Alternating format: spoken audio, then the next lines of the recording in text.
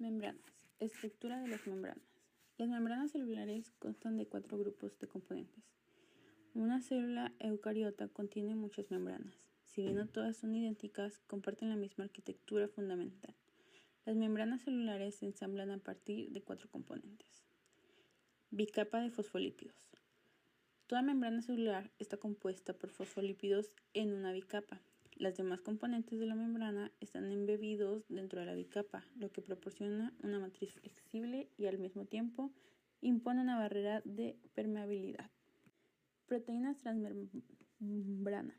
Un componente importante de cada membrana es un conjunto de proteínas que flotan en la bicapa lipídica.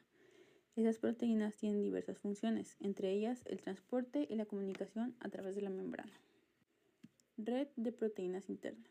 Las membranas están estructuralmente sostenidas por proteínas intercelulares que refuerzan la forma de la membrana. Un ejemplo de este sería un glóbulo rojo que tiene una forma bicóncava, característica debido a que un armazón hecho de una proteína llamada espectrina une a las proteínas de la membrana plasmática con los filamentos de actina del citoesqueleto de la célula. Marcadores de la superficie celular.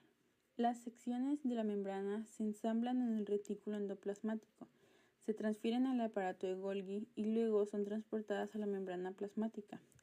El RE agrega cadenas de moléculas de azúcar a las proteínas y lípidos de la membrana, convirtiéndolos en glucoproteínas y glucolípidos. Los diferentes tipos de células exhiben diferentes variedades de estas glicoproteínas y glicolípidos en sus superficies, que actúan como marcadores de identidad celular. Fosfolípidos. La base de las membranas. Un fosfolípido tiene una estructura derivada del polialcohol de 3 carbonos glicerol. Unida a esta estructura hay de 1 a 3 ácidos grasos, largas cadenas de átomos de carbono que terminan en un grupo carboxilo, COOH. Una molécula de triglicérido tiene 3 cadenas de este tipo, una unida a cada carbono de la estructura. Proteínas.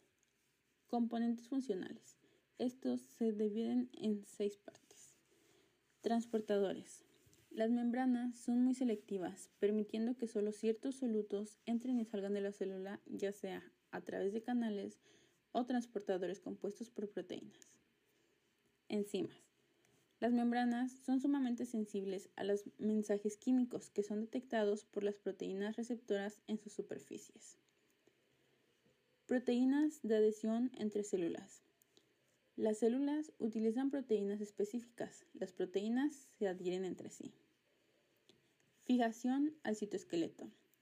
Las proteínas de superficie que interactúan con otra célula suelen estar ancladas al citoesqueleto mediante proteínas de enlace.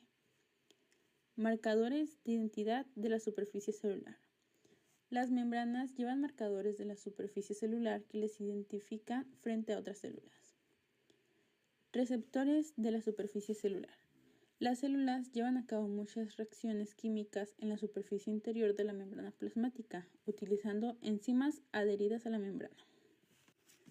Transporte pasivo a través de membranas.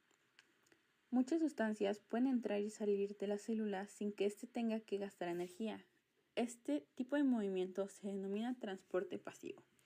Algunos iones y moléculas pueden atravesar la membrana con bastante facilidad y lo hacen gracias a un gradiente de concentración, la diferencia entre la concentración en el interior de la membrana y la del exterior. Algunas sustancias también se mueven en respuesta a un gradiente, pero lo hacen a través de canales específicos formados por proteínas de la membrana. Transporte activo a través de membranas. Difusión. La difusión facilita y la osmosis son procesos de transporte pasivo que desplazan materiales en direcciones descendientes a sus grandes de concentración. Pero las células también pueden desplazar sustancias de forma activa a través de una membrana celular en dirección ascendente a sus gradientes de concentración. Este proceso requiere el gasto de energía, normalmente procedente del ATP, y por eso se denomina transporte activo. Transporte masivo. La naturaleza lipídica de las membranas plasmáticas de las células plantea un segundo problema. Las sustancias que las células necesitan para crecer son en su mayoría moléculas grandes y polares que no pueden atravesar la barrera hidrofóbica que crea una bicapa lipídica. ¿Cómo entran estas sustancias en las células? En este transporte masivo intervienen dos procesos, endocitosis y exocitosis. En la endocitosis, la membrana plasmática envuelve las partículas de alimentos y los lípidos. Las células utilizan tres tipos principales de endocitosis: fagocitosis, pinocitosis y endocitosis, mediada por receptores. Al igual que el transporte activo, estos procesos también requieren gasto de energía. En la exocitosis, el material de una vesícula se descarga cuando la vesícula se fusiona con la membrana.